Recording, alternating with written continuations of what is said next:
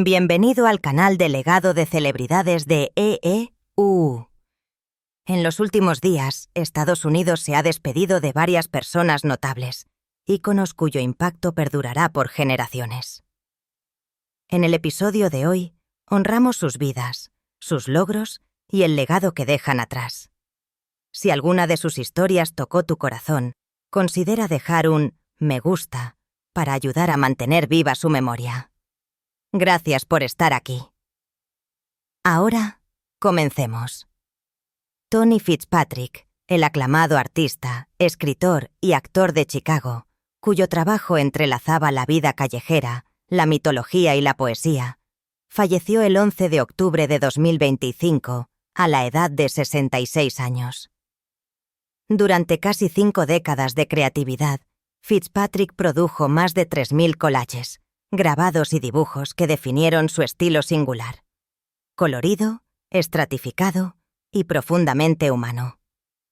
Su obra de arte se ha exhibido en más de 55 exposiciones individuales y colectivas en todo el mundo, y ahora reside en las colecciones permanentes del Museo de Arte Moderno, el Art Institute of Chicago y el Smithsonian American Art Museum. Es autor de 6 libros de poesía y ensayo, incluidos Hard Angels y Boomtown, ambos elogiados por su combinación de imaginación visual y profundidad literaria. Su arte apareció en más de 25 álbumes de música y numerosas portadas de libros, lo que hizo que su trabajo fuera reconocible al instante. Las piezas de Fitzpatrick se agotaban con regularidad en las galerías de Chicago, lo que refleja su conexión duradera con el público y la crítica por igual. Además de sus logros en las artes visuales, apareció en más de 15 películas y producciones teatrales, a menudo interpretando la misma compasión y valor que impregnaban su trabajo. A través de su galería Firecat Projects, fundada en 2010, Fitzpatrick ayudó a organizar más de 120 exposiciones que apoyaron a cientos de artistas emergentes. Comenta 66, su edad, o escribe Rip Tony Fitzpatrick para honrar a un creador que hizo arte para el pueblo y desde el pueblo. Terry Johnson, cantante, compositor y productor discográfico, mejor conocido como miembro del icónico grupo de R&B de Flamingos, murió el 8 de octubre de 2025, a la edad de 86 años. Su fallecimiento marca la pérdida de una de las últimas grandes voces de la época dorada de la música doo y soul estadounidense. Nacido el 12 de noviembre de 1938 en Baltimore, Maryland, Johnson se unió a The Flamingos en 1956. Su voz de tenor suave y su refinada musicalidad ayudaron a dar forma al sonido característico del grupo. En 1959, su exitoso sencillo, I Only Have Eyes for You, se convirtió en un clásico instantáneo, inquietante, romántico e intemporal. Además de su éxito con The Flamingos, Johnson colaboró con Smokey Robinson y The Miracles, coescribiendo éxitos como Baby, Baby Don't Cry y Here I Go Again, y ayudó a definir la elegancia emocional que caracterizó el sonido del sello durante la década de 1960. A lo largo de las décadas, continuó actuando, grabando y asesorando a artistas más jóvenes, continuando con las tradiciones de armonía y narración que definieron su carrera. El legado de Terry Johnson es de gracia, creatividad y resistencia. Su voz y sus composiciones han conectado generaciones, asegurando que el sonido del R&B clásico nunca se desvanezca. Si I Only Have Eyes for You alguna vez tocó tu corazón o te trajo un recuerdo, tómate un momento para recordar su vida. Comenta 86, su edad, o escribe Rip y Terry Johnson para rendir homenaje a una voz que definió una época y cuyo legado perdurará para siempre. Diane Keaton, la actriz y directora ganadora del Oscar, que definió la individualidad y la inteligencia en Hollywood, ha fallecido a los 79 años. Falleció el 11 de octubre de 2025 en su casa de Los Ángeles, rodeada de sus hijos y seres queridos. Su publicista confirmó su fallecimiento. Durante 6 décadas, la señorita Keaton construyó una de las carreras más admiradas del cine estadounidense. Su papel decisivo en Annie Hall, 1977, le valió el premio de la Academia a la mejor actriz y transformó el género de la comedia romántica para siempre. Con su ingenio peculiar, vulnerabilidad y estilo sin esfuerzo, se convirtió en un símbolo de autenticidad. Alguien que podía ser brillante y defectuosa a la vez. Antes de Annie Hall, construyó su base a través de colaboraciones con Woody Allen, notablemente Play It Again, Sam, 1972, y luego sorprendió al público como Kay Adams en la serie El Padrino, un papel que reveló su poder dramático. Sus posteriores nominaciones al Oscar en Reds, 1981, Marvin's Room, 1996, y Something's Gotta Give, 2003, reflejaron su rara habilidad para equilibrar el humor, la tristeza y la verdad. Sus películas posteriores, Baby Boom, Father of the Bride, The First Wives Club y The Family Stone, la mantienen en el corazón de la narración estadounidense. Incluso a los 70 años, aportó su calidez y humor característicos a Book Club, 2018, y Mac and Rita, 2022, inspirando a audiencias de todas las edades. A lo largo de su vida, la señorita Keaton fue abierta sobre sus luchas contra el cáncer de piel y la bulimia, ambos de los cuales moldearon su perspectiva. Diagnosticada con cáncer de piel a los 21 años, hizo de la protección solar parte de su identidad, a menudo usando sombreros de ala ancha, no solo por moda, sino por salud. «Es algo familiar», le dijo al Los Angeles Times en 2015, recordando a familiares que habían luchado contra la enfermedad. Más tarde, después de ser tratada por carcinoma de células escamosas, utilizó su experiencia para animar a otros a mantenerse alerta. Su franqueza se extendió a su trastorno alimentario. Después de ser presionada para perder peso al principio de su carrera, pasó años luchando contra la bulimia antes de encontrar la recuperación. «Todo lo que hice fue satisfacer mi hambre. Era adicta», le dijo al programa del Dr. Oz en 2014. En sus memorias de 2011, escribió: «Soy parte de un grupo, personas que han luchado esta batalla. Soy una hermana para ellos». A sus 50 años, adoptó a Dexter y Duke, criándolos como una madre soltera dedicada. «No necesitaba casarme», dijo una vez. «Solo necesitaba amar». Su hija Dexter se casó con el músico Jordan White, mientras que Duke siguió una vida más tranquila lejos del centro de atención. Su familia compartió que en sus últimos años encontró paz en rutinas simples, leyendo, restaurando casas históricas y pasando tiempo en su jardín con sus hijos. El fallecimiento de Diane Keaton deja un vacío irreemplazable, pero su risa, sabiduría y gracia perduran en cada papel que interpretó y en cada persona que inspiró. Si su trabajo alguna vez te inspiró, comenta 79, su edad, o escribe RIP Diane Keaton para honrar a la mujer que le enseñó al mundo que la fortaleza puede coexistir con la vulnerabilidad y que ser ella misma nunca pasa de moda. Jimmy Shaw, mejor conocido por su papel de Matthew en la larga comedia española Lesina, falleció el 11 de octubre de 2025, a la edad de 59 años. Desde su debut televisivo a principios de la década de 2000 hasta sus últimas actuaciones, Shaw se convirtió en una presencia familiar en el cine y la televisión españoles. Los fans lo recuerdan por su ingenio tranquilo, su sincronización natural y la calidez que aportó a cada escena. Su interpretación de Matthew en Les Abyssina, un personaje marcado por un humor discreto y una resistencia silenciosa, lo convirtió en un destacado entre un gran elenco. Era uno de esos raros actores que podía llamar la atención con los gestos más pequeños, convirtiendo momentos simples en algo memorable.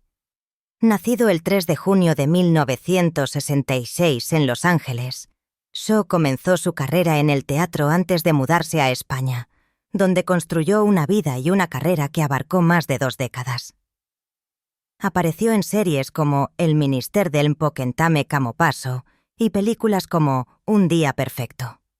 Más allá de la actuación, Shaw sirvió como mentor para jóvenes artistas y colaboró frecuentemente con cineastas independientes. Admirado por su humildad y su disposición a ayudar a otros a tener éxito.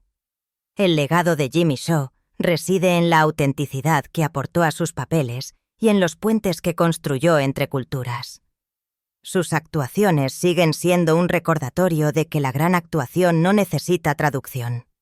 Habla a través de la humanidad misma. Comenta 59, su edad, o escribe Rip Jimmy Shaw para honrar a un hombre cuya tranquila habilidad dejó una voz duradera en 2 continentes. John Lodge, bajista, compositor y miembro fundador de The Moody Blues, falleció el 10 de octubre de 2025 a los 81 años. Nacido en Birmingham, Inglaterra, en 1945, la pasión de Lodge por la música comenzó temprano. Dominando la guitarra y el bajo, se unió a la escena del rock británico de la década de 1960 y ayudó a definir el sonido característico de The Moody Blues, fusionando rock, instrumentación clásica y exuberantes armonías vocales. Contribuyó a álbumes seminales como Days of Future Past, In Search of the Lost Chord y Seventh Sojourn, coescribiendo muchas de las canciones más perdurables de la banda. Su forma de tocar el bajo, su visión musical y su energía en el escenario lo convirtieron en una piedra angular del éxito duradero de la banda. Lejos del ojo público, Lodge mantuvo una vida familiar privada, criando hijos mientras mantenía una carrera que abarcó más de 5 décadas.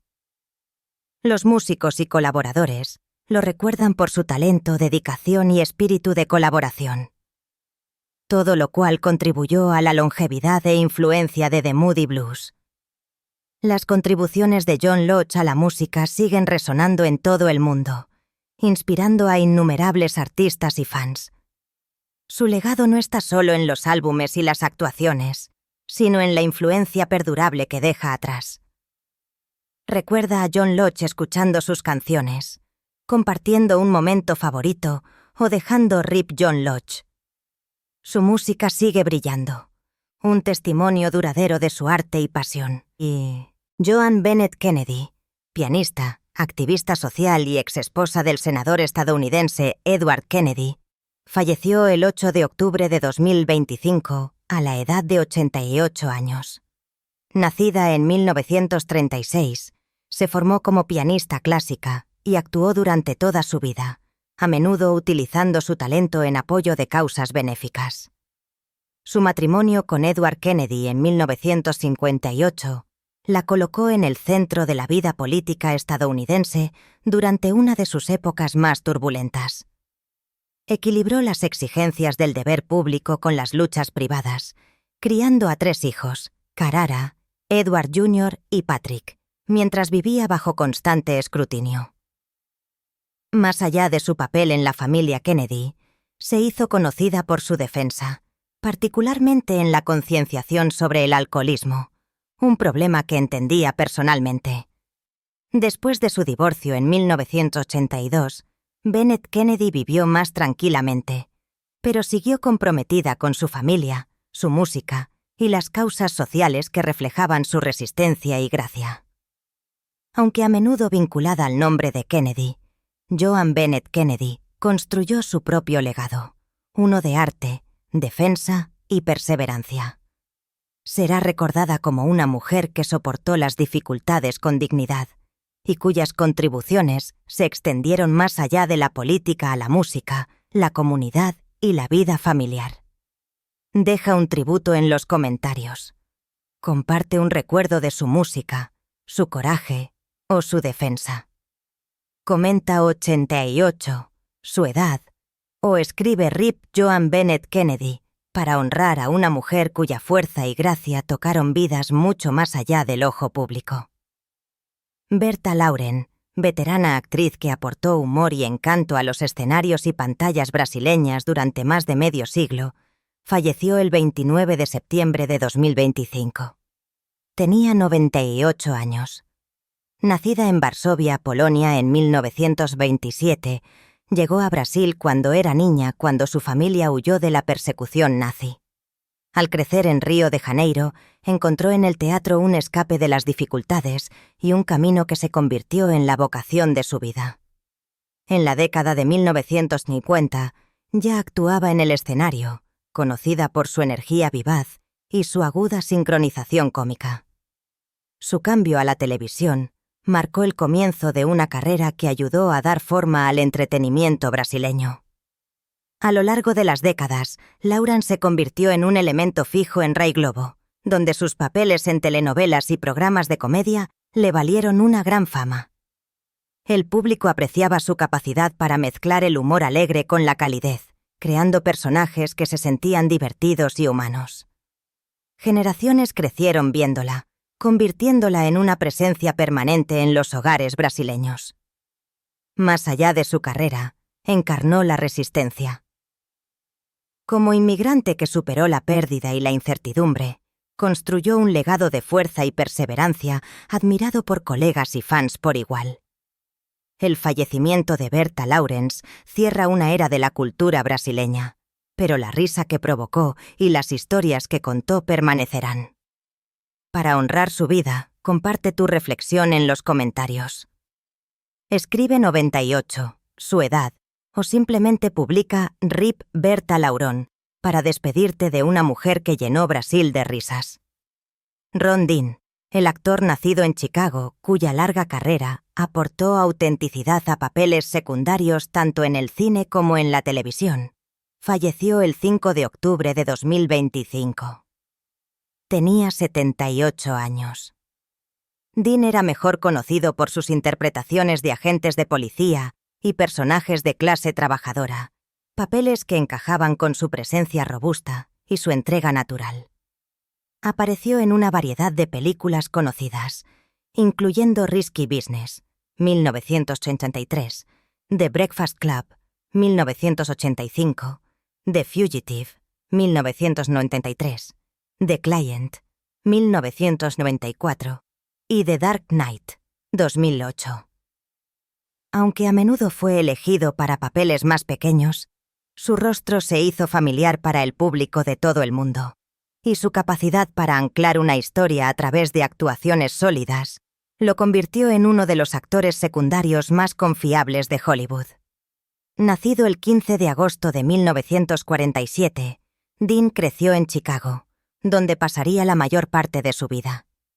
Antes de dedicarse a la actuación, sirvió en el Ejército de los Estados Unidos, un capítulo que le dio disciplina y perspectiva.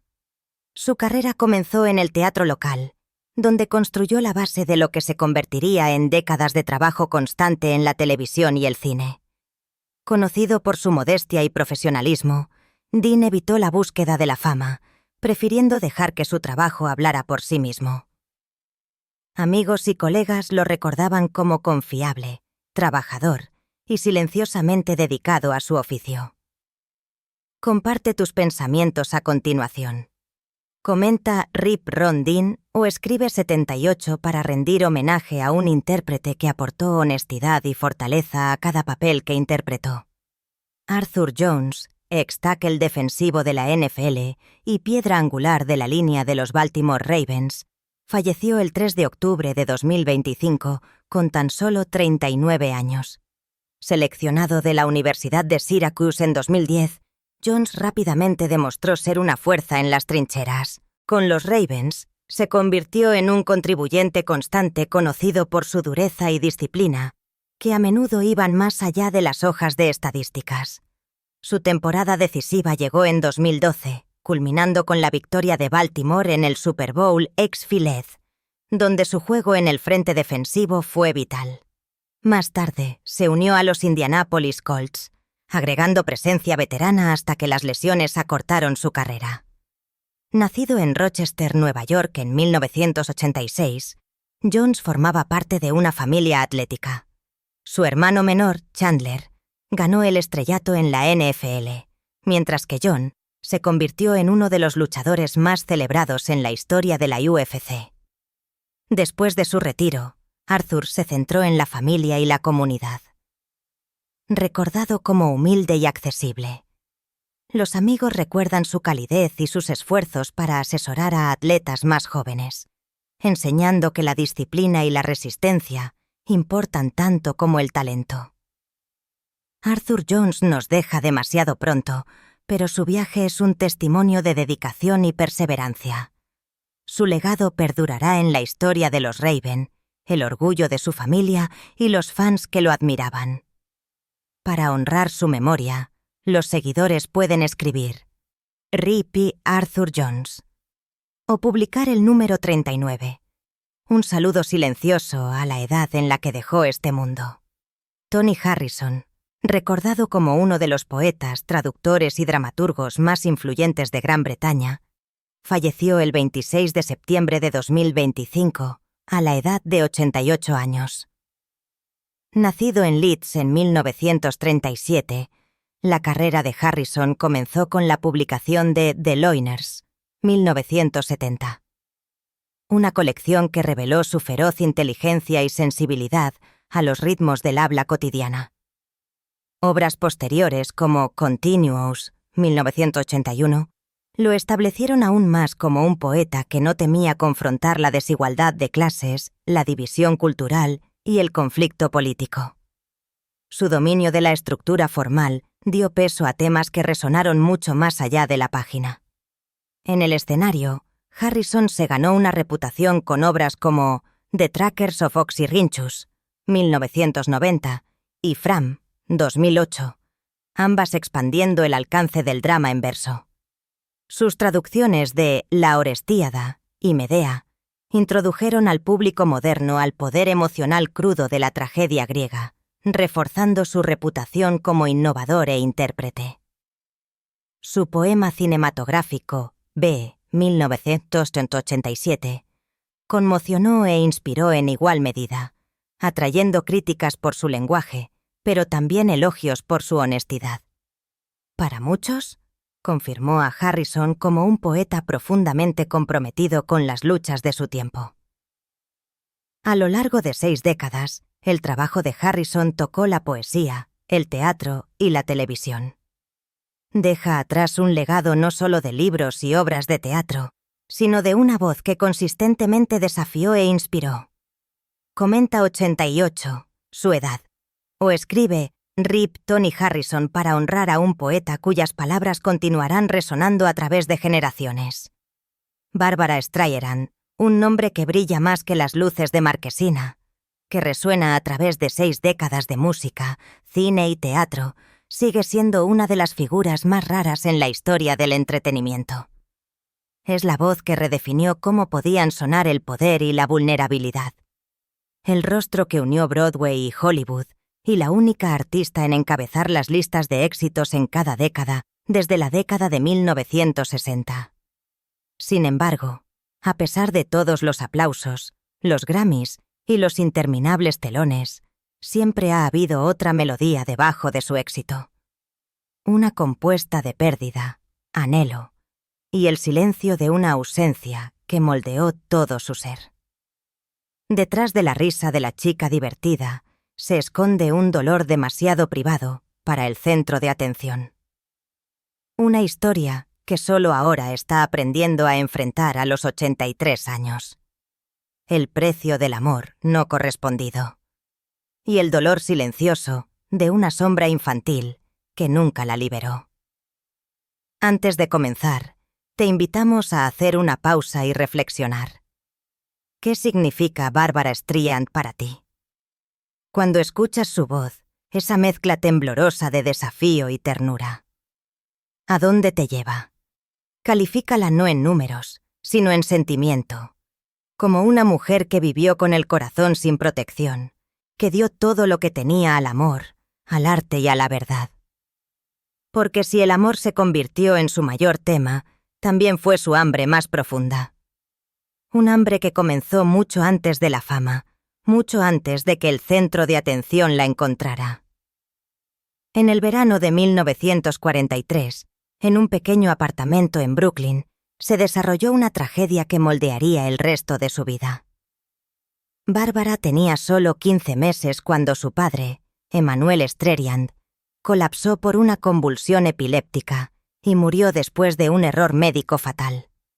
Una inyección mal administrada destinada a salvarlo, pero que en cambio se lo llevó para siempre. Ella nunca escuchó su risa, nunca sintió sus brazos alrededor de ella, nunca vio su rostro. Años más tarde, admitiría con devastadora honestidad: nunca hubo una fotografía de mi padre en la casa. Era como si nunca hubiera existido. Su memoria se redujo a unos pocos libros polvorientos, atados con una cuerda y escondidos en un rincón del sótano. Los únicos restos de un hombre borrado demasiado pronto. Su madre, Diana, destrozada por el dolor y abandonada para criar a una hija sola, no pudo darle la ternura que Bárbara anhelaba. Su hogar, aunque lleno de sonido, carecía de calidez. La joven que un día llenaría las salas de conciertos creció en un silencio emocional. Un silencio que más tarde alimentaría su arte y su implacable búsqueda de la perfección. Los aplausos que buscaba en el escenario se convirtieron en verdad en un eco de un amor que había perdido de niña. Esta es la obertura no contada de Bárbara Streriand. No la leyenda en diamantes y centro de atención, sino la chica debajo de la luz. La que cantaba para llenar el vacío, la que convirtió el dolor en melodía y la que pasó toda una vida transformando la pérdida en algo que el mundo pudiera sentir. Su viaje no es simplemente uno de fama, sino de supervivencia, un testimonio de la capacidad del corazón humano para convertir la angustia en arte. Para 1949, cuando Bárbara tenía solo 7 años, su mundo cambió silenciosamente de nuevo. Su madre, Diana, se volvió a casar, pero no dijo nada. Un día, un hombre llamado Louis Kind simplemente apareció en su pequeño apartamento de Brooklyn y fue presentado, no a través de ceremonias o afecto, sino a través de la ausencia de elección. No era la figura paterna que había imaginado. Era distante, agudo e imposible de complacer. Para una niña que todavía anhelaba calidez, esta nueva presencia solo trajo frío. Bárbara intentó de todas las formas que un niño podía, trayendo sus zapatillas, bajando la voz, llamándolo papá, esperando una palabra, una mirada, una sonrisa, pero ninguna llegó. Décadas más tarde, hablaría de ello con una franqueza desgarradora. ¿Le caía bien? No, en absoluto. La vida dentro de ese pequeño apartamento era más que pequeña. Era sofocante. La familia compartía una sola habitación, dejando a Bárbara sin un rincón propio, sin una puerta que cerrar contra el ruido de la decepción. No había sala de estar, ni espacio para soñar, ni lugar al que pertenecer. Durante 16 años, vivió así en aire compartido, silencio compartido y dolor compartido. Hasta 1958, cuando a los 16 años, finalmente cerró la puerta de un dormitorio detrás de ella por primera vez. Imagínate eso. 16 años antes de saber lo que se sentía la privacidad. Tal vez por eso más tarde en la vida se dedicó tanto a la belleza, a las casas elegantes y a los jardines tranquilos. Cada mansión que construyó, cada habitación tranquila llena de flores, era más que decoración. Era redención. Un hogar para la niña que nunca realmente tuvo uno. Lo que hizo que esa infancia fuera aún más dura no fue la pobreza, sino el constante aguijón de las palabras de su madre. Diana, atrapada en su propia amargura, vio en Bárbara no promesa, sino desafío. Le dijo a su hija que no era lo suficientemente bonita para ser una estrella, que su nariz era demasiado grande, su voz demasiado extraña. En lugar de canciones de cuna, ofreció críticas. En lugar de consuelo, ofreció comparación. Bárbara confesaría más tarde: «Nunca me dijo ni una sola vez que me amaba o que estaba orgullosa. Y sin embargo, dentro de ese rechazo, algo extraordinario comenzó a formarse. Una fuerza tranquila, una rebelión oculta. Cada palabra cruel se convirtió en combustible. Cada duda una chispa. Donde el amor fue retenido, la ambición echó raíces.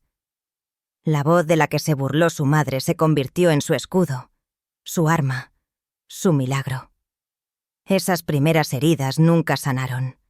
Simplemente evolucionaron. La siguieron al mundo, a su fama, a cada relación que intentó y no pudo llenar el vacío. Cuando se casó con Elliot Gould, anhelaba el amor incondicional que nunca había conocido. Pero los fantasmas de su infancia todavía persistían. Los ecos de habitaciones demasiado pequeñas, de afecto nunca expresado. Incluso después de conquistar el mundo, de pie en grandes escenarios envuelta en seda, agarrando estatuas doradas mientras las multitudes se ponían de pie, llevaba dentro de ella a esa misma chica de Brooklyn, tierna, cautelosa, buscando para siempre la calidez que le había sido negada. Si Barbara Streisand anhelaba el amor con tanta ferocidad, era porque había pasado toda su vida aprendiendo a existir sin él. La infancia le había enseñado a sobrevivir al rechazo, a construirse a sí misma a partir del silencio. Y cuando el mundo dudó de ella, cuando los críticos se burlaron de su apariencia, su sonido, su diferencia, ella hizo lo que siempre había hecho. Convirtió el dolor en poder. Si su infancia le enseñó a soportar sin amor, entonces el amanecer de su carrera le enseñaría algo aún más difícil: cómo prosperar sin aprobación. Su historia no es una de lástima, sino de resistencia. La chica que creció sin una habitación propia construyó un mundo que algún día le pertenecería por completo. Desde un solo apartamento sofocante hasta los escenarios más grandiosos de la Tierra, Barbara Streisand convirtió cada herida en música, cada silencio en canción, demostrando que a veces la soledad más profunda puede convertirse en la voz más fuerte de todas. En el sofocante verano de 1958, una joven de 16 años llamada Barbara Streisand salió de un estrecho apartamento de Brooklyn que nunca se había sentido como un hogar y abordó un metro con destino a Manhattan. No llevaba equipaje de lujo, solo una maleta de segunda mano y una creencia desafiante de que su voz, la que todos descartaban como demasiado extraña, algún día podría salvarla. No hubo despedida en la puerta, ni abrazo de una madre orgullosa, ni susurro de buena suerte, solo silencio. Y detrás de él, el eco de cada palabra que había intentado mantenerla pequeña. No eres lo suficientemente bonita. Tu nariz es demasiado grande. Nunca lo lograrás. La mayoría de las chicas se habrían quedado. Bárbara corrió, no de Brooklyn, sino hacia sí misma. Manhattan no fue amable con los soñadores. Las luces de la ciudad brillaban como promesas, pero las calles de abajo eran despiadadas. Bárbara alquiló habitaciones tan pequeñas que podía estirar los brazos y tocar ambas paredes. En invierno, los radiadores chirriaban de agotamiento, dejándola dormir con su abrigo, con el aliento empañando las ventanas agrietadas. La cena a veces era una taza de té o medio bagel, comidas que llenaban el estómago lo suficiente como para mantener vivo el sueño. Audicionaba de día y estudiaba rostros de noche, preguntándose qué significaba realmente la belleza cuando la suya nunca parecía calificar. Una y otra vez, cantó con todo su corazón, cruda, temblorosa, perfecta, y le dijeron que no por falta de talento, sino por el delito de no encajar en un molde. Un director de casting, después de escucharla cantar como si estuviera confesando un secreto, simplemente dijo: «No tienes la cara para ello». Fue crueldad disfrazada de profesionalismo. Muchos se habrían rendido ahí mismo. Podría haber escuchado el viejo estribillo de su madre. Arréglate la nariz, suaviza tu voz, mezclarse, pero Bárbara se negó. No quería cambiarme, diría más tarde. Si iba a fracasar, quería fracasar como yo. Ese desafío, imprudente para los de afuera, se convirtió en su escudo. Cada rechazo se grabó en su resolución. Cada humillación excavó un hambre más profunda. Comenzó a comprender que lo que el mundo llamaba defectos eran en verdad sus firmas. Su prueba de autenticidad en una industria construida sobre la imitación. Aún así, las noches fueron brutales. A los 17 años, después de otra audición fallida, se sentó sola en una cama estrecha en la calle 48, abrazando una almohada delgada como si pudiera contener la forma de su sueño. Afuera, Nueva York brillaba. Yeguas de Broadway, clubes de jazz, aplausos para nombres que no eran los suyos. Adentro, se sentía invisible. Solo una chica con una voz que nadie quería y una cara que nadie entendía. Pero en algún lugar entre el hambre y el desamor, se hizo una promesa silenciosa. Si no abren la puerta, construiré mi propio escenario. Y entonces comenzó el milagro más pequeño. En 1960, a los 18 años, se encontró en un pequeño club lleno de humo en Greenwich Village, donde artistas y marginados se reunían para hacer algo de la nada. Usaba vestidos cosidos con tela de tiendas de segunda mano, su cabello salvaje, su confianza temblorosa pero intacta. Cuando abrió la boca para cantar, el tiempo pareció detenerse.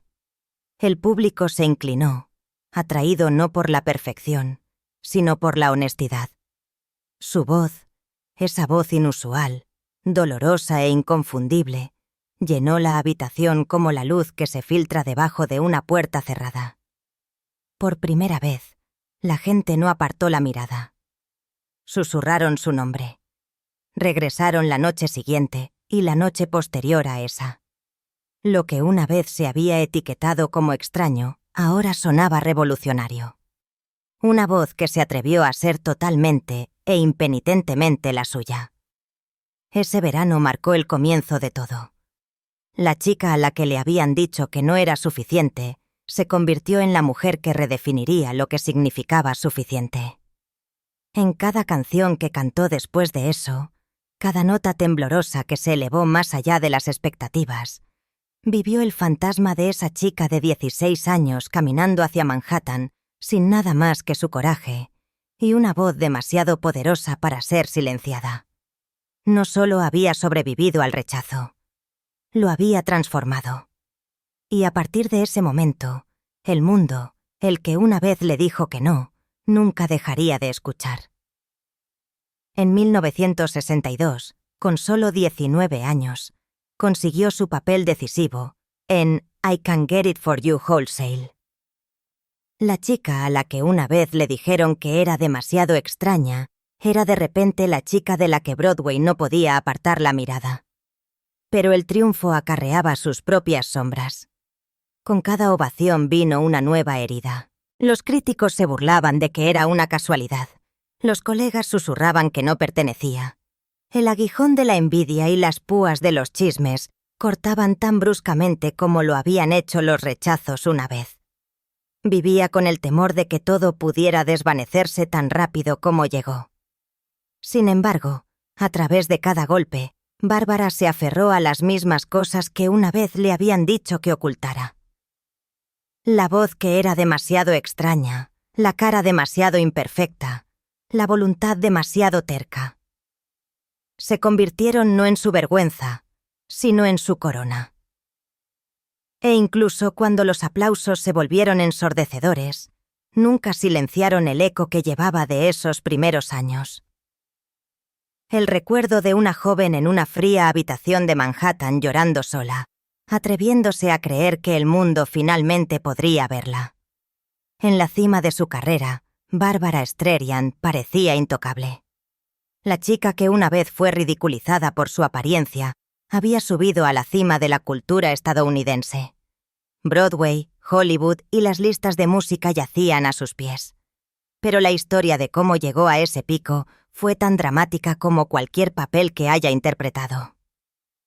En 1962, con solo 19 años, subió al escenario de Broadway en I Can Get It For You Wholesale.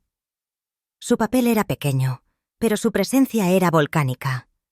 El público no podía apartar la mirada, y los críticos susurraron que había llegado una nueva estrella. 2 años más tarde, en 1964, se convirtió en el rostro de Funny Girl en Broadway, transformando a Fanny Brice en un reflejo de su propia vida. La forastera torpe y subestimada que triunfó solo por el talento. En 1968, cuando estaba de pie en el escenario a los 26 años, agarrando el premio de la Academia por la adaptación cinematográfica, Bárbara ya no era la chica tímida de Brooklyn. Era una mujer que había redefinido lo que significaba ser una estrella. Sin embargo, incluso en ese momento deslumbrante, admitió más tarde: me sentí más atrapada que libre. Porque cuando ganas tan joven, solo queda un camino por recorrer hacia abajo. Y sin embargo, esa victoria acarreaba su propio veneno. Ganar un Oscar a los 26 años debería haber sido pura gloria. Pero en cambio, la colocó en un pedestal tan alto que temía que cualquier resbalón la enviara cayendo en picado. A partir de esa noche, cada canción, cada actuación, cada papel, tenía que ser perfecto. Se convirtió en su propia juez más dura, obsesionándose con los detalles, los ángulos de cámara, la iluminación, el vestuario, la puesta en escena, hasta que el agotamiento reemplazó la alegría. No podía simplemente cantar, confesó años más tarde. Tenía que controlarlo todo porque si no estaba bien, se sentía como un fracaso. La perfección era su corona, pero también su maldición. La prensa, lejos de celebrar su genio, la rodeó como lobos. A lo largo de la década de 1970, mientras rompía récords de taquilla y coleccionaba Grammys, los tabloides la pintaron como difícil, exigente, imposible. Los comediantes se burlaron de su nariz. Los columnistas se burlaron de su ambición. Para el mundo, ella era una diosa. Pero para los medios, ella era un golpe bajo. Para una mujer que había crecido hambrienta de afecto, cada palabra cruel cortaba más profundamente de lo que los aplausos podrían sanar. La gente ve el glamour, dijo en la reflexión. Pero no conocen el dolor. No saben cómo las palabras pueden herir más que el silencio. La cicatriz más profunda de todas llegó en 1967, un año antes de su triunfo en los Oscar frente a más de 130.000 personas en Central Park. Olvidó la letra a mitad de la actuación. La humillación fue insoportable. Aunque su voz se elevó tan hermosamente como siempre, su confianza se hizo añicos esa noche. Describió el momento con honestidad cruda. Recuerdo estar allí congelada. No podía moverme. No podía cantar. El miedo se quedó conmigo. El resultado fue devastador. Durante casi 3 décadas, una de las mejores cantantes del siglo XX evitó los conciertos en vivo. Imagínatelo. La artista cuya voz podía llenar estadios escondiéndose del mismo escenario que la hizo. No fue hasta 1994, a los 52 años, que se atrevió a regresar, temblando al pararse frente a un público en vivo, después de 27 años de silencio. Incluso sus victorias más audaces acarreaban una agonía oculta. En 1983, dirigió, coescribió y protagonizó Yentl, convirtiéndose en una de las primeras mujeres en Hollywood en ejercer tal poder. Aunque los críticos elogiaron la película, la reacción fue despiadada. Colegas masculinos la desestimaron como demasiado ambiciosa, demasiado controladora, demasiado arrogante. Donde los hombres fueron aclamados como visionarios, Bárbara fue condenada como una tirana. No estaba tratando de ser poderosa, recordó. Solo estaba tratando de contar la historia de la forma en que vivía dentro de mí. El doble rasero fue cruel, y las heridas que dejó nunca se desvanecieron por completo.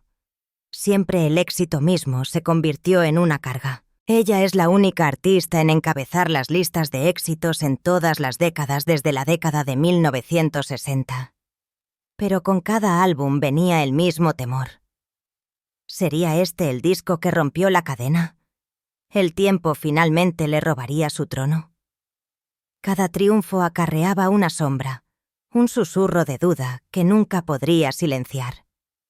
Entonces, mientras el mundo veía vestidos, Grammys y Oscars, Bárbara sentía algo mucho más frágil: la soledad de ser incomprendida, la sofocante persecución de la perfección, el dolor de heridas nunca vistas. Estaba de pie en la luz más brillante que Hollywood podía ofrecer. Sin embargo, llevaba sombras que la fama nunca podría borrar. Esa es la paradoja de Bárbara Streisand en su apogeo. Gloria entrelazada con tormento, triunfo entrelazado con miedo. Ella era la estrella que conquistó el mundo. Sin embargo, nunca silenció el eco de la duda en su interior. Y tal vez por eso, su historia aún perdura en nuestros corazones.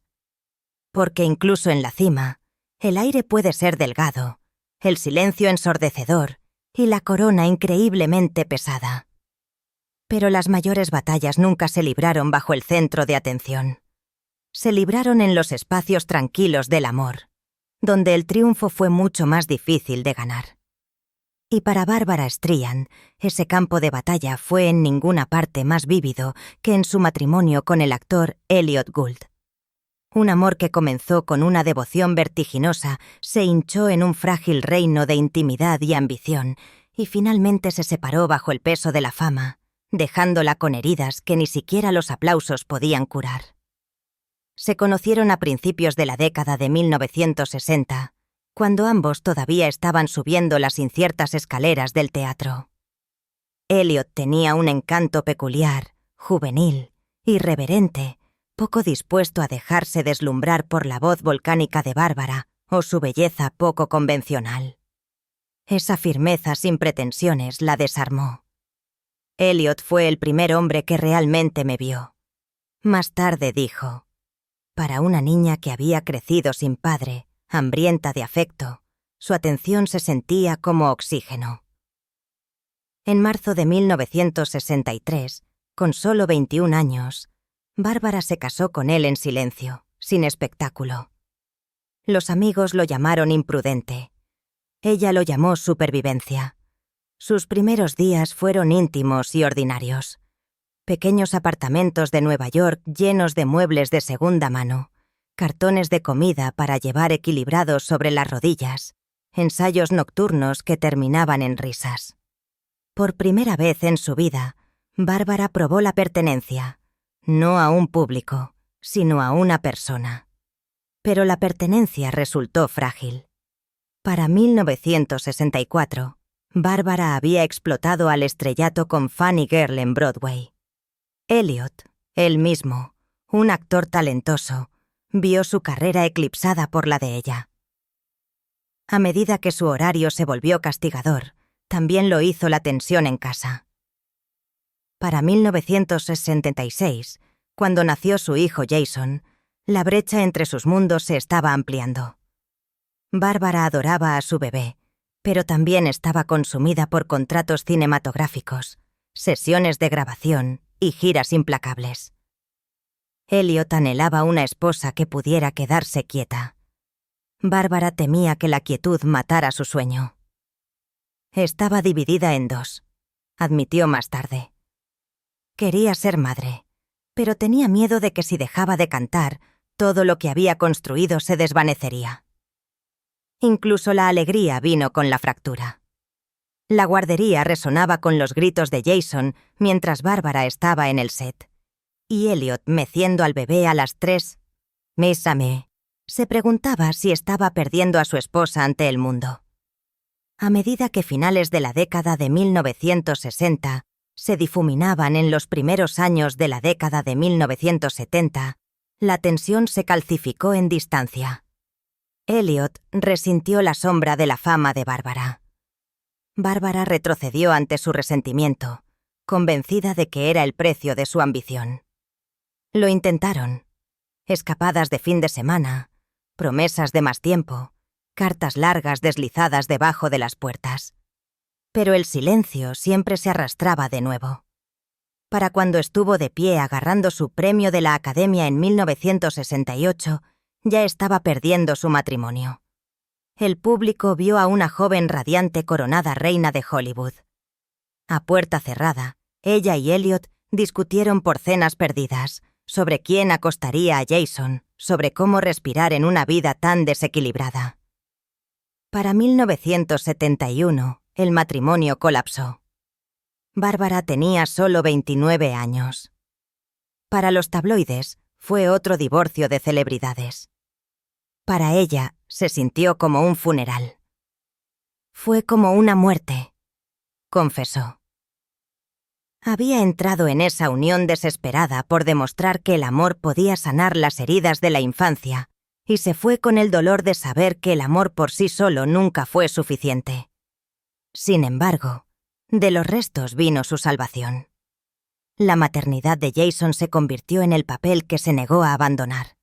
Lo protegió tan ferozmente como una vez había protegido su propio corazón, decidida a darle lo que le habían negado, amor incondicional. Cuando Jason salió del armario como gay en la década de 1990, Bárbara hizo lo que pocos en Hollywood se atrevieron en ese momento. Ella se paró a su lado públicamente y con orgullo. Se convirtió en una defensora de los derechos LGBTQ+, financiando grupos de defensa, hablando en entrevistas, desafiando a una industria que a menudo prefería el silencio. «Mi hijo me enseñó coraje», reflexionó más tarde. «Me dio la oportunidad de amar sin condición, sin miedo». En la honestidad de Jason, encontró un espejo para su propia demanda de autenticidad de por vida. Cualesquiera que sean las cicatrices que dejó su matrimonio, la maternidad las transformó en una feroz compasión que llevó por el resto de su vida. Décadas más tarde, cuando surgió la pregunta de Elliot en las entrevistas, Bárbara nunca lo despidió con amargura. En cambio, lo recordó con dolorosa gratitud. «Él fue mi primer gran amor», dijo simplemente. «Eso nunca desaparece realmente». A pesar de todas sus diferencias, Elliot le había dado algo que nunca había conocido. El permiso para ser ella misma, sin barniz, sin máscara, mucho antes de que el mundo la aceptara. Su matrimonio fue defectuoso, a veces insoportablemente. Pero también fue formativo. Fue el crisol donde aprendió cómo la ambición podía chocar con la intimidad, cómo la fama podía sofocar la devoción, cómo el corazón podía romperse y seguir latiendo. Y así, el matrimonio de Bárbara Streisand y Elliot Gould perdura en su historia, no como un fracaso, sino como el capítulo más dramático de su vida privada. Fue el amor que prometió la salvación, el amor que le enseñó la pérdida y el amor que le dio un hijo que finalmente se convertiría en su mayor fuente de orgullo. Para Bárbara, el escenario nunca fue donde se libraron las batallas más feroces. Se libraron en los rincones frágiles y sin luz de su lecho matrimonial, en los silencios entre las puertas cerradas de golpe, en las canciones de cuna cantadas a un niño que no siempre podía arropar ella misma. Los aplausos de afuera nunca silenciaron el dolor de adentro. Pero en ese dolor, descubrió la verdad que la definió. Incluso la estrella más grande no podía escapar del desamor. Pero podía transformarlo en algo perdurable. Fue la paradoja del primer matrimonio de Bárbara Streisand. Un amor que le dio todo lo que quería. Luego la rompió de maneras que nunca olvidó. Sin embargo, dejó atrás el único regalo que ningún foco podría atenuar. Jason fue la prueba de que incluso cuando el amor se derrumba, su legado aún puede brillar.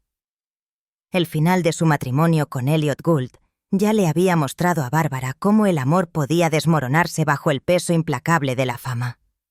Sin embargo, como para complicar aún más el retrato de su vida privada, surgió otro capítulo, no de devoción duradera, sino de tentación, escándalo y pasión susurrada. Su rumoreado romance con Omar Sharif durante Funny Girl se convirtió en uno de los episodios más comentados de su primera fama. Era 1968 y la estrella de Bárbara nunca había brillado tanto. En la pantalla como Fanny Brice, ella discutió y brilló frente a Omar, la leyenda magnética de la pantalla, cuyo encanto parecía igualar su intensidad. Su química fue eléctrica, imposible de contener dentro de los límites del guión y la cámara. Cada mirada, cada risa compartida, llevaba la carga de algo no escrito, algo real. Para el público, fue magia deslumbrante. Para aquellos detrás de la cortina, parecía peligrosamente como si la verdad se derramara donde se suponía que debía permanecer la ficción. El momento no podría haber sido más precario. Recién salida de un matrimonio fracasado e impulsada al estrellato mundial, Bárbara se encontró atrapada entre el éxtasis de la atención recién descubierta y la crueldad del escrutinio público. Los tabloides se deleitaron con los rumores, amplificando cada susurro en titulares. Lo que debería haber sido su triunfo culminante, una película que la consolidó como realeza de Hollywood, fue repentinamente ensombrecido por insinuaciones de incorrección. La proyectó no solo como una estrella, sino como un escándalo. Para Bárbara, que había construido toda su vida negándose a esconderse de su nariz, su voz, su ambición, la chispa con Omar, se trataba menos de romance que de honestidad. Ella nunca lo negó, nunca trató de reescribir lo que era evidente para todos. Años más tarde, reconocería la química con una especie de franqueza sin disculpas, como para decir, fugaz o no, el deseo merece ser recordado. Al final, Omar volvió a su mundo y Bárbara siguió adelante en el suyo. El romance, si lo fue, se apagó tan rápido como se encendió. Pero el episodio dejó una cicatriz propia, un recordatorio de que incluso en su punto más intocable, seguía siendo una mujer vulnerable al anhelo, al riesgo y al tipo de pasión peligrosa que puede arder con más brillo cuando no puede durar. A mediados de la década de 1970, Bárbara Streisand ya había soportado el colapso de un matrimonio y el aguijón del escándalo. Lo que aún no había conocido era un amor que hablara a su mente tanto como a su corazón. Esa posibilidad apareció en el lugar más inesperado, a través de Pierre Elliott Trudeau, el primer ministro de Canadá magnético y ferozmente intelectual. Sus mundos no podrían haber estado más separados. Ella era la artista que expuso su alma a través de la canción. Él era el estadista entrenado para enmascarar los sentimientos detrás de la disciplina y la diplomacia. Sin embargo, cuando se conocieron, una chispa parpadeó. Uno que no tenía nada que ver con la fama o la política. Trudeau era diferente a cualquiera que Bárbara hubiera conocido. Tranquilamente seguro, deliberado, incluso misterioso. No la miró como un ícono para ser alabado o envidiado, sino como una mujer que valía la pena escuchar. Una mente con la que valía la pena discutir. Me hizo sentir vista de una manera que los aplausos nunca lo hicieron. Admitió más tarde para alguien que había crecido anhelando no la adoración, sino la comprensión. Ese reconocimiento fue embriagador. Su conexión se desarrolló casi en susurros, cenas privadas, conversaciones que se extendieron hasta altas horas de la noche, cartas intercambiadas entre horarios de los que ninguno podía escapar. Hablaron no solo de arte y libros, sino también de las cargas de llevar el poder. El suyo en el gobierno, el suyo en la cultura. Los amigos que los vieron recordaron cómo su risa desarmó su austeridad, cómo su calma medida estabilizó su intensidad inquieta. Para Bárbara fue un vistazo al amor sin actuación. Sin foco, sin máscara, solo la frágil honestidad de dos personas atraídas por el respeto y la curiosidad. Y, sin embargo, la misma gravedad que hizo que su vínculo fuera profundo, también fue lo que lo mantuvo fugaz. Trudeau estaba atado a su nación. Bárbara estaba ligada a su escenario. Ninguno podía abandonar la vida que habían luchado tanto por construir. Y así el romance permaneció suspendido. Demasiado real para descartar, demasiado frágil para durar. Años más tarde, Bárbara habló de él sin amargura, solo con admiración melancólica. Lo que persistió no fue el desamor, sino el dolor de una historia inconclusa. Un recordatorio de que a veces los mayores amores no son los que arden brillantemente y se rompen, sino los que se desvanecen antes de que tengan la oportunidad de desmoronarse.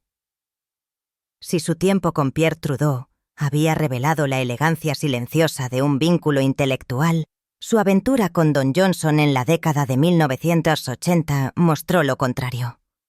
Fue un romance construido no en la profundidad, sino en el deslumbramiento, el espectáculo de Hollywood en su forma más embriagadora y más fugaz. Para Bárbara, fue otro capítulo en una vida donde el amor y la fama estaban entrelazados para siempre. Hermoso, cegador y siempre fuera de alcance.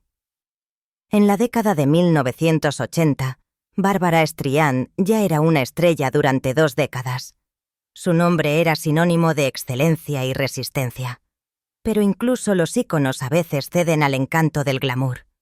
Y en esa década brillante, el glamour tenía un nombre: Don Johnson.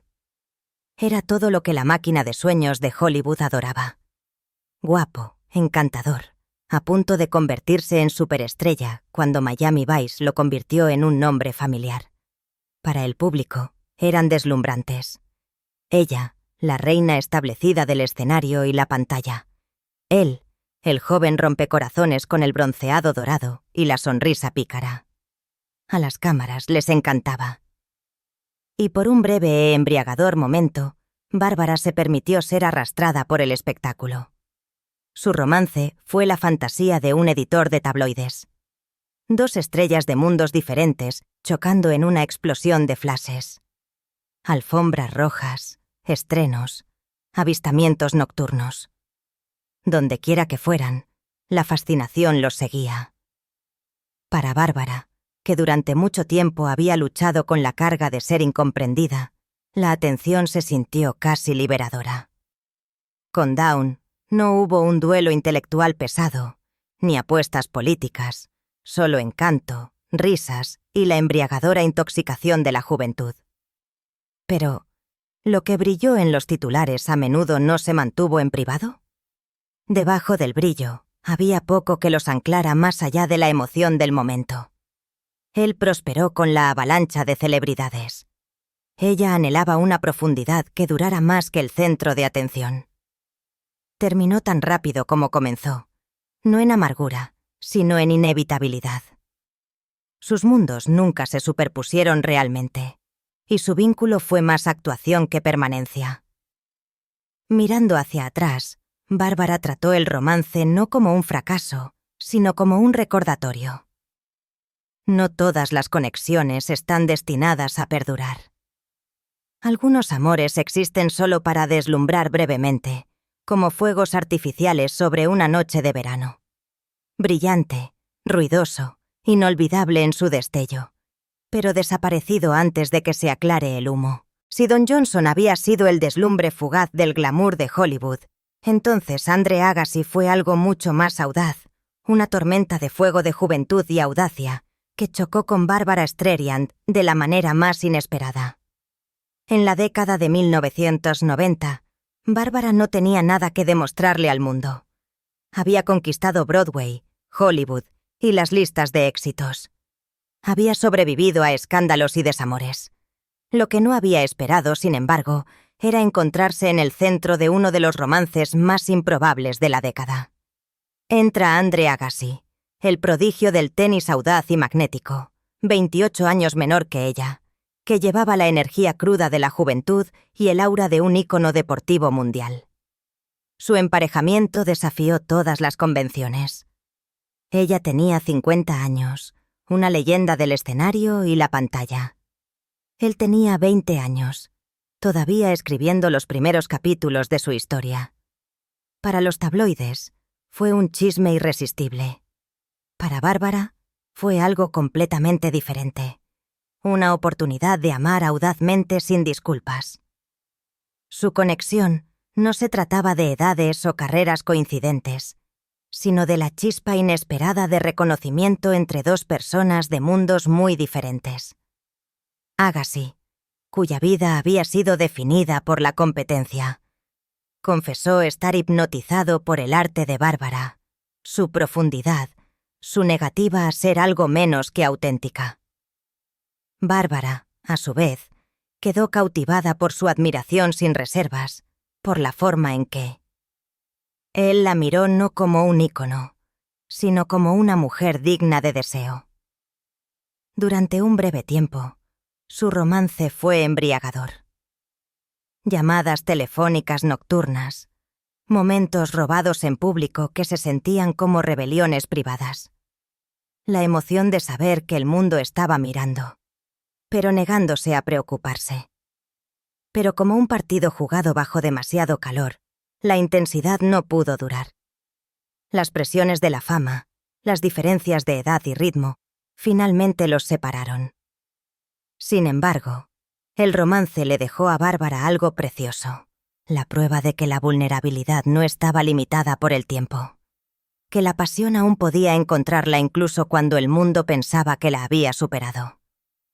Amar a Andre Agassi no le dio permanencia, pero le dio coraje.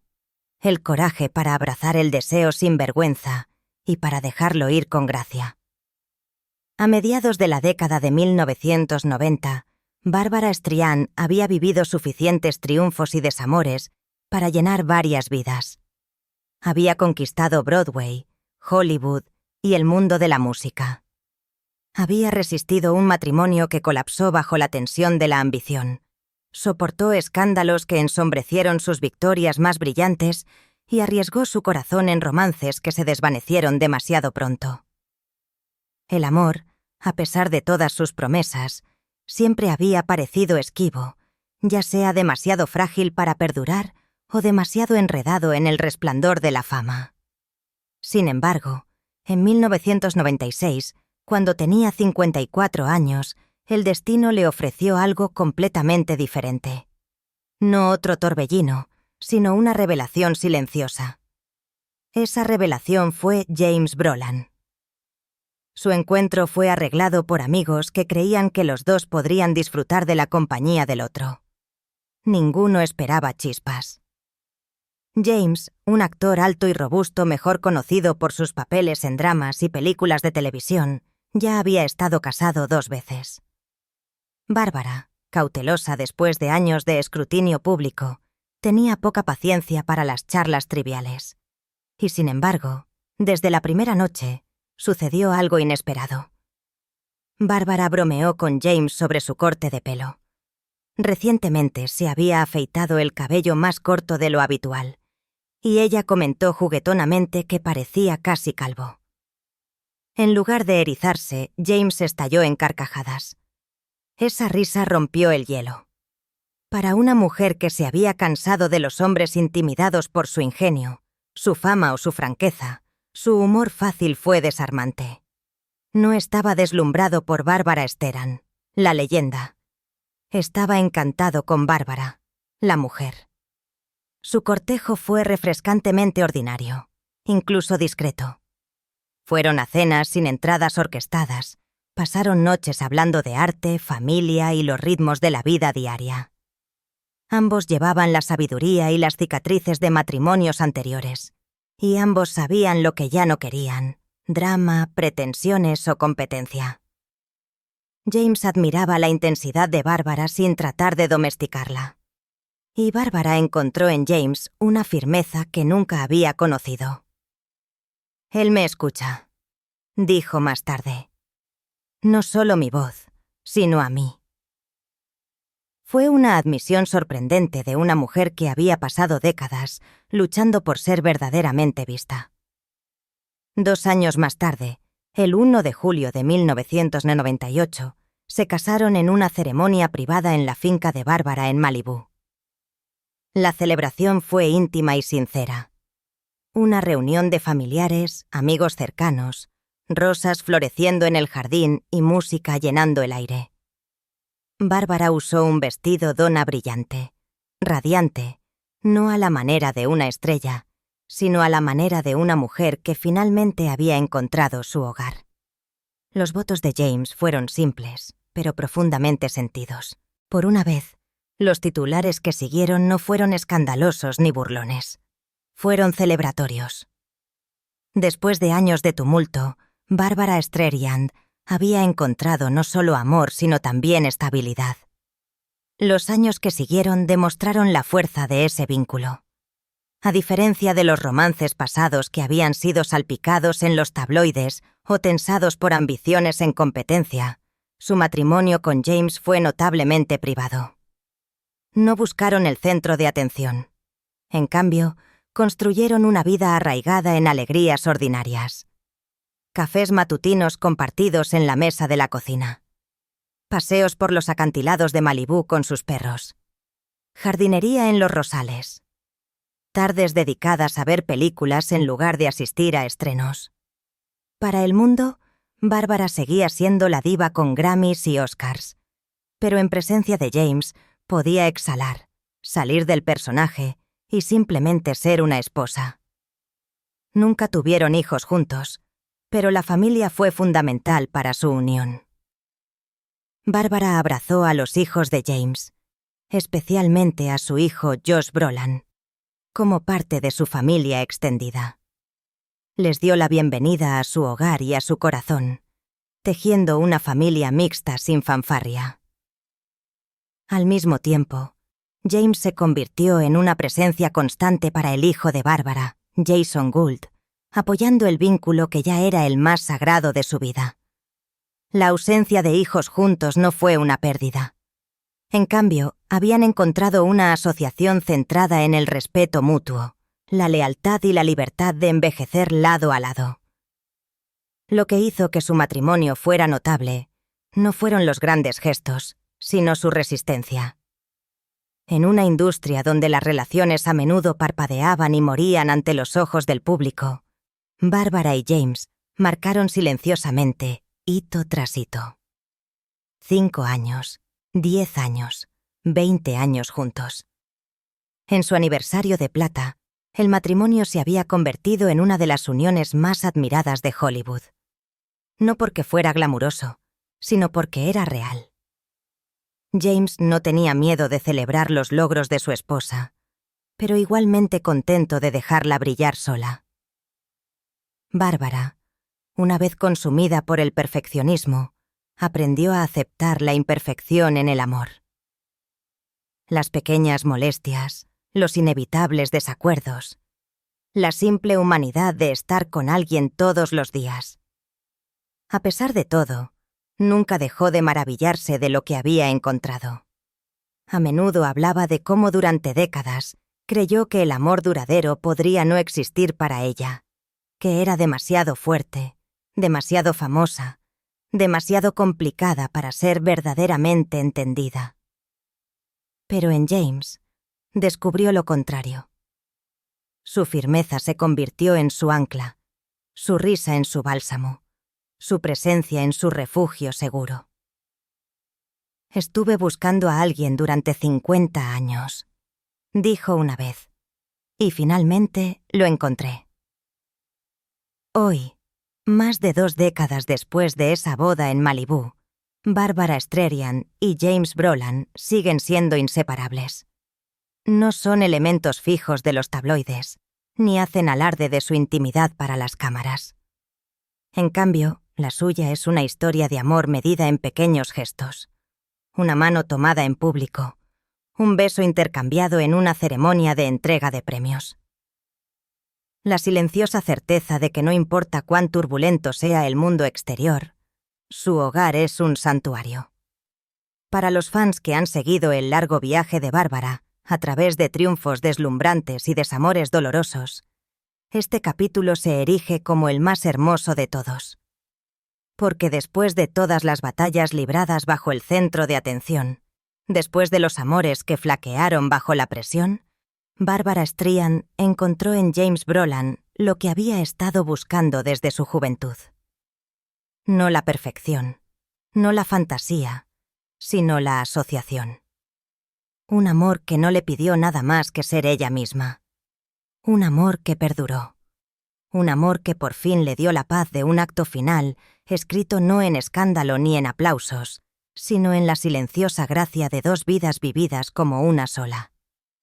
El amor por Bárbara Streisand siempre había sido esquivo, brillante en su comienzo, magullante en su final. Pero con James Brolin, finalmente descubrió lo que había estado faltando todo el tiempo. No la pasión que ardía como el fuego, sino la firmeza que brillaba como un hogar. Su vida juntos nunca exigió titulares. No hubo escándalos que sobrevivir, ni traiciones que ocultar. En cambio, hubo cenas compartidas en Malibú, paseos por los senderos del jardín de su casa frente al mar, mañanas pasadas en silencio agradable con el Pacífico extendido frente a ellos. En James, Bárbara encontró lo que la fama nunca podría darle. La comodidad de ser conocida sin juicio, la libertad de ser amada sin condición. Fue quizás la mayor ironía de su vida que después de décadas de drama público, su felicidad más profunda llegó en la simplicidad privada. Los fans y los tabloides habían perseguido cada uno de sus pasos. Pero al final, el verdadero triunfo de Bárbara Streisand no fue otro premio o actuación récord. Fue el amor tranquilo y perdurable que le permitió finalmente descansar, no como una leyenda, sino como una mujer completa, pacífica y finalmente ella misma. Pero al final, la historia del corazón de Bárbara no fue un cuento de escándalo. Fue un cuento de resistencia, de encontrar una pareja que la eligió no por la leyenda que era, sino por la mujer que siempre había anhelado ser. Y es en ese amor tranquilo y perdurable que sus otros triunfos encuentran su significado. Para el hogar que construyó, los tesoros que coleccionó, la fortuna que ganó. Estos no fueron monumentos a la vanidad, sino a la supervivencia. Cada propiedad, cada coche, cada jardín, era más que lujo. Era la prueba de que la chica de Brooklyn no solo había conquistado el mundo, sino que también había creado un santuario en el que finalmente podía descansar. Para Bárbara Streisand, la riqueza material nunca se trató simplemente de opulencia. Para ella, las posesiones eran recuerdos hechos tangibles, un testimonio de las batallas que había librado, las pérdidas que había soportado y las victorias que había forjado en un mundo que una vez dudó de ella. Si su historia de amor con James Brolin le dio paz, entonces sus hogares, colecciones y tesoros le dieron permanencia. Eran santuarios tallados en la dificultad, símbolos que susurraban no de vanidad, sino de supervivencia. Su finca de Malibú sigue siendo la joya de la corona de su mundo, no solo por su belleza expansiva, sino por lo que representa. Distribuida en varias casas junto al océano, sus jardines de rosas, estanques de koi y terrazas cuidadas se sienten menos como una fortaleza de celebridades que como un refugio para una artista que había pasado toda una vida bajo escrutinio. Aquí se casó con James Brolin en 1998, eligiendo la intimidad sobre el espectáculo. Aquí encontró seguridad durante los incendios forestales de California, negándose a ser desarraigada por el miedo. Y aquí diseñó una utopía personal, donde cada detalle hasta el color de un rosal hablaba de su implacable búsqueda de la belleza y el orden. «Mi hogar es mi lienzo», dijo una vez. Y en Malibú, la chica de Brooklyn pintó su obra maestra. Nueva York también llevó la marca de su ascenso. Su casa adosada en el Upper East Side, una vez valorada en $17,5 millones, era más que una dirección. Era un puente desde su modesta infancia hasta las filas pulidas de la élite de Manhattan. Durante un tiempo, su ático en Central Park West ofreció vistas panorámicas de la ciudad que una vez se había burlado de ella, como para recordarle que no solo había sobrevivido, sino que se había elevado por encima. Estas no fueron inversiones, fueron hitos. Cada puerta que abrió fue otro capítulo, la prueba de que la chica huérfana de padre de un apartamento de Brooklyn se había escrito a sí misma en los barrios más grandiosos de Estados Unidos. Sus coches también llevaban memoria y significado.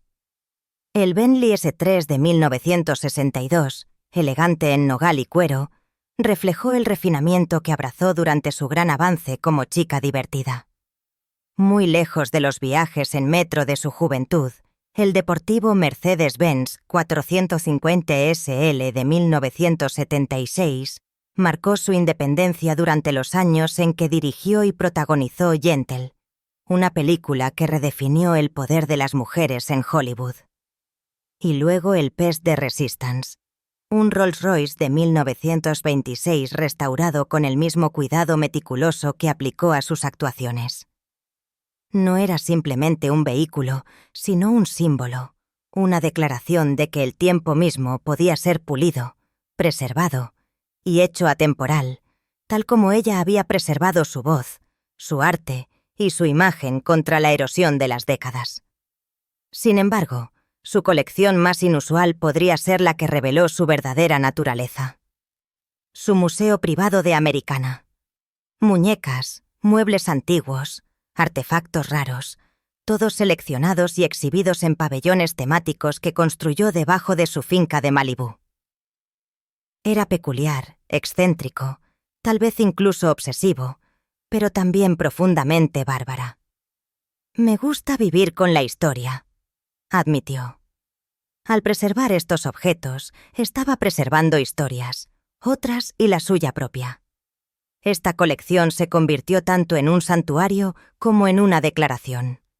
Que la belleza se podía encontrar en lo pasado por alto, lo descartado, lo olvidado. Así como ella había sido subestimada una vez, también rescató estos objetos de la oscuridad y les dio dignidad. Para los de afuera, estas casas y colecciones podrían aparecer como nada más que el botín de la fama. Pero para aquellos que miraron más de cerca, contaron una historia diferente. La de una mujer que se había abierto camino a través de la escasez y había construido fortalezas contra las inseguridades que la habían atormentado desde la infancia.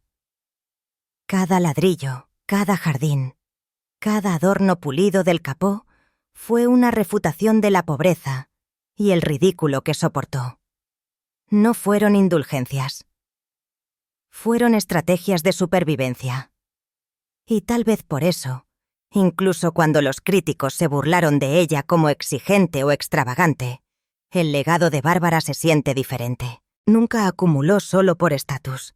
Restauró, seleccionó, diseñó, convirtiendo la riqueza en un medio para la autoexpresión.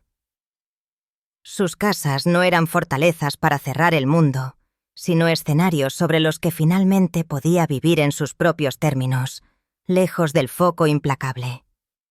Hoy, con un patrimonio neto estimado de más de 400 millones, Bárbara Streisand se erige como una de las artistas más ricas en la historia de Hollywood. Sin embargo, más allá de los números se encuentra algo mucho mayor. La historia de una mujer que transformó cada herida en arte, cada duda en desafío y cada posesión en un testimonio de que la supervivencia misma puede ser hermosa. Incluso esa fortuna monumental, deslumbrante como parece, solo puede insinuar lo que realmente se esconde debajo. Su riqueza nunca fue una mera acumulación de posesiones. Era un lenguaje de supervivencia. Cada finca que diseñó, cada coche que restauró, cada artefacto que salvó, llevó una historia sobre la resistencia, la memoria y el significado. Sus riquezas no viven en bóvedas o balances, sino en las texturas de la vida que construyó, en las rosas cuidadas con paciencia, en la madera pulida por su propio tacto en la luz que se extiende a través de los espacios donde finalmente podía respirar libremente. Su casa de Malibú, su museo privado, sus tranquilos rituales. Estas no fueron exhibiciones de poder, sino pruebas de paz difícil de conseguir. La verdadera medida de lo que construyó no se puede expresar en millones o titulares. Vive en la risa que compartió con James Brolin durante el café de la mañana, en las conversaciones sin reservas con su hijo Jason, en la quietud del crepúsculo junto al océano, donde el silencio ya no se sentía solo. Sus fincas y colecciones no son monumentos al ego, sino a la resistencia. Recordatorios de que detrás de la leyenda permaneció la chica de Brooklyn que una vez soñó con una habitación propia. Aún persiguiendo la belleza, aún buscando pertenecer, aún tratando de demostrar que finalmente había llegado a casa. Para Bárbara Strand, el amor, no los aplausos, siempre fue la moneda más verdadera. Los escenarios se desvanecen, los trofeos se empañan, los aplausos se disuelven en ecos. Lo que perdura es la tranquila aritmética de una vida. ¿A quién elegiste? ¿A quién sostuviste? ¿A quién levantaste cuando pudiste haberte alejado? Aprendió que el amor no es el trueno de los comienzos, sino la tranquila disciplina de quedarse. Apareciendo cuando nadie está mirando. Escuchando cuando el orgullo quiere hablar. Protegiendo lo que es frágil incluso cuando el mundo es cruel. Desde el dolor de su infancia huérfana de padre, hasta las tormentas de fuego de la fama y el desamor. El viaje de Bárbara fue una educación continua en las muchas formas del amor. Primero vino el coraje de amar a una persona sin disfrazarse. Luego, el coraje de amar a un niño sin condición. Y finalmente, el coraje de amar a extraños, de prestar su voz a aquellos que no tenían ninguna, de usar su plataforma no para la autoglorificación, sino para el cambio. Eso más que los discos de oro o las ovaciones de pie se convirtió en la arquitectura de su legado. La riqueza puede construir muros. El amor construye refugios. El talento puede abrir puertas. El amor las mantiene abiertas. La fama puede resonar a través de generaciones. El amor le da a ese eco significado a través de cada transformación. Cantante, actriz, activista, esposa, madre. Demostró que la grandeza no se mide por lo que acumulas, sino por lo que regalas sin miedo. Su legado no es un currículum de logros, sino una forma de ser. Inquebrantable en la verdad, generosa en espíritu y sin miedo a la ternura. Una vida bien vivida, nos enseñó, requiere que el corazón haga 3 cosas. Recibir amor sin miedo, dar amor sin medida y convertir la curación privada en bien público. Es por eso que su historia perdura. Porque refleja la lucha humana para permanecer abierta cuando el mundo nos tienta a cerrarnos. El acto más valiente no es brillar, sino seguir siendo amable. La mayor victoria no son los aplausos, sino la paz. Y ahora la reflexión se vuelve hacia nosotros. ¿Qué parte del viaje de Bárbara habla a la tuya propia? El coraje para comenzar, la humildad para quedarse o la gracia para dar. Si su voz alguna vez te estabilizó en una temporada difícil, honra ese sentimiento. Deja un me gusta. Y en los comentarios dinos en una escala del 0 al 10 cómo calificarías no solo a Bárbara Streisand, la artista, sino a Bárbara Streisand, el ser humano, y por qué. Tus palabras, tu reflexión son parte de su eco. Prueba de que su historia, como sus canciones, todavía vive donde más importa, en los corazones que escuchan.